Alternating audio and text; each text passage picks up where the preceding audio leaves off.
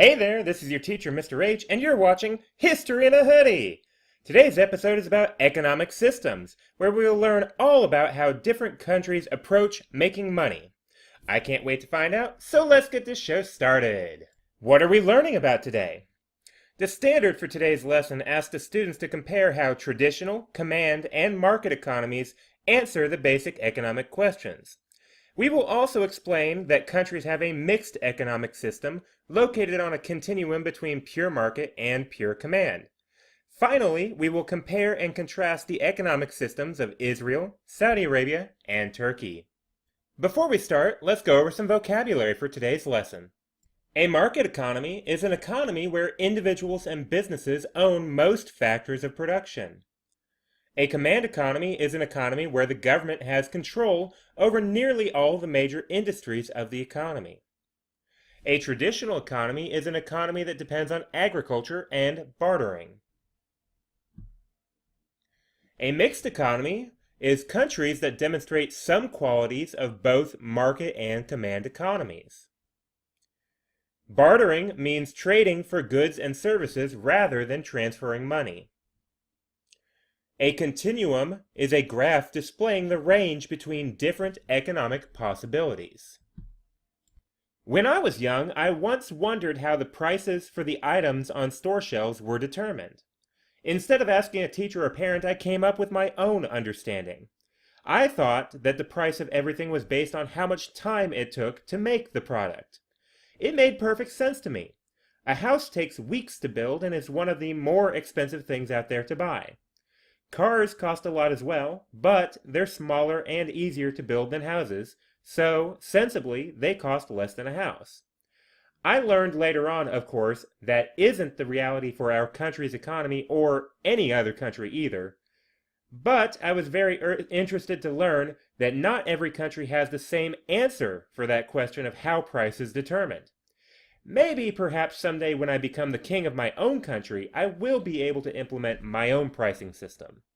No, in fact, there are just three main ways around the world that answer the question about how products will be sold, and these answers are tied to the three main economic systems found around the world: market economy, command economy, and traditional economy. In a market economy, the prices are set by those who participate in the market, the buyers and the sellers.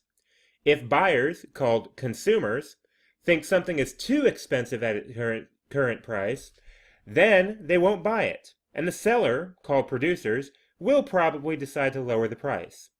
Also, a producer may not be willing to sell a product at too low of a price because they won't make a profit. Alternatively, in a command economy, it doesn't matter what the consumers and producers think a price should be. They are told what they can buy and how much they can sell everything for by government planners. Do you want to buy an apple? You get one for the government-mandated price. Do you want to sell a car? You sell it for the government-mandated price. Do you work in a job for a salary?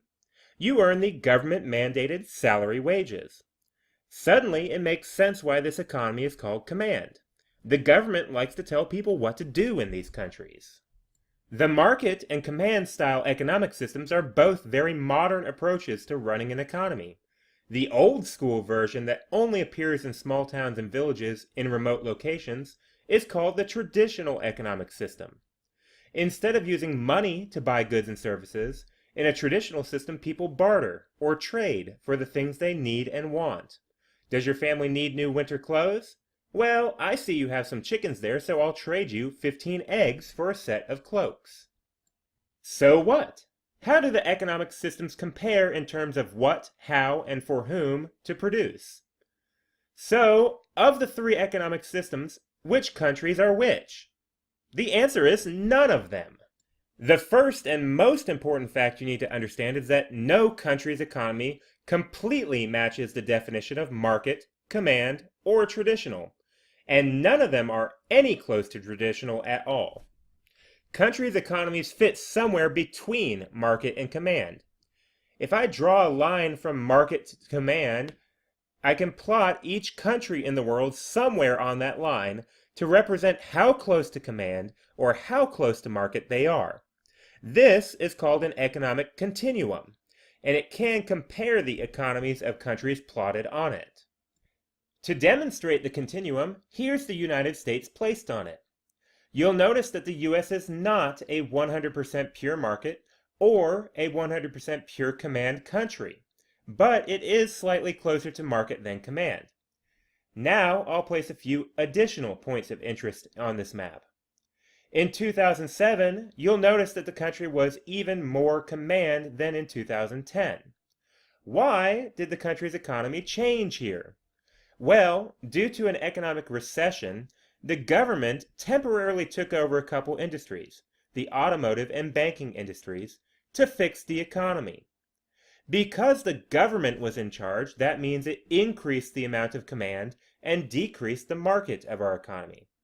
After recovering from the recession, the U.S. returned control of these industries to the people, so the country inched closer to the market side once again.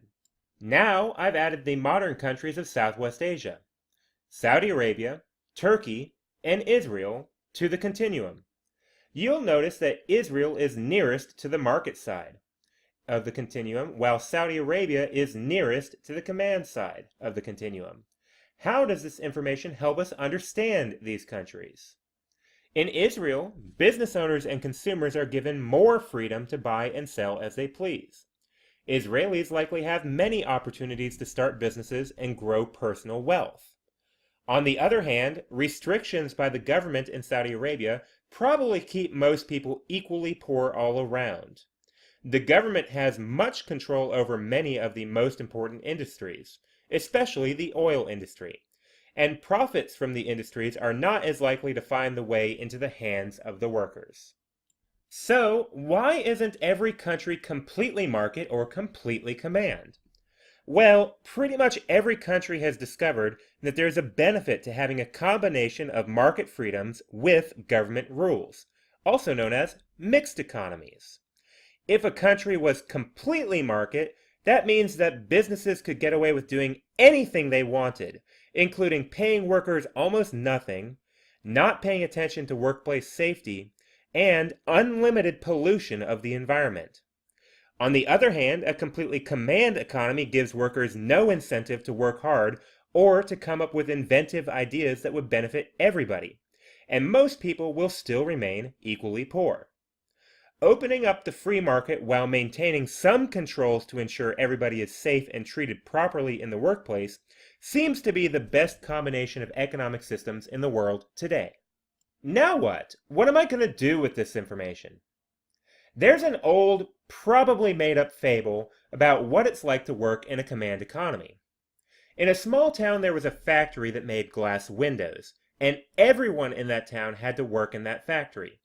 They didn't get to choose what kind of work they wanted to do, nor did anyone consider if these people were good at making glass windows in the first place. They just did what they were told to do.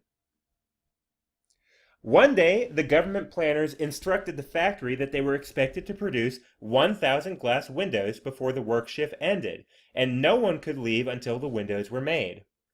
The workers, who didn't really care about doing a good job, realized that if they poured the windows almost paper thin, then they would dry quicker and they could leave early that day. The government planners were obviously not pleased with the 1,000 thin windows that shattered on the trucks as they left the factory.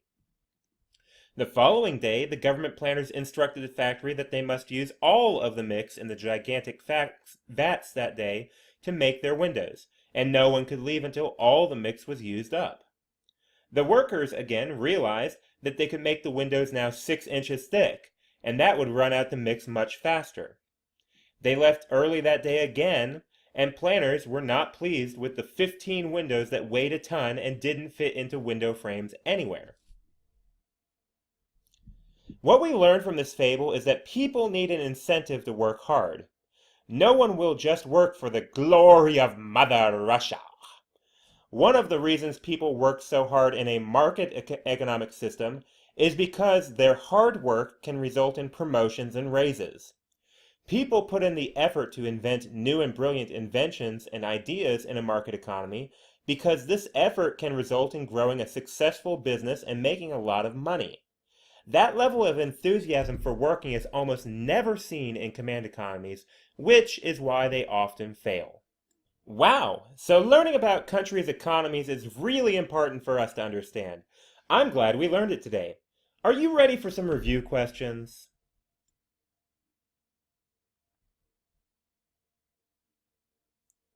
In a blank economy, what to produce is often determined by the goods and services wanted or needed by the people.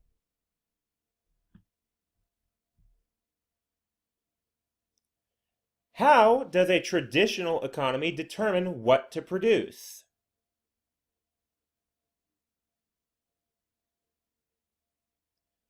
All modern countries have blank economies.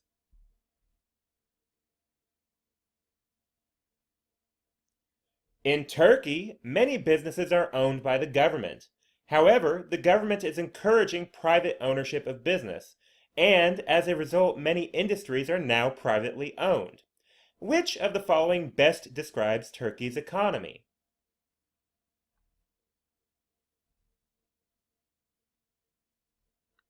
I hope all of you learned a lot from today's episode of History in a Hoodie about economic systems of the Middle East. If you did, don't forget to like, subscribe, and share. Just kidding, I don't care about that stuff. But do make sure you study this lesson. Bye now.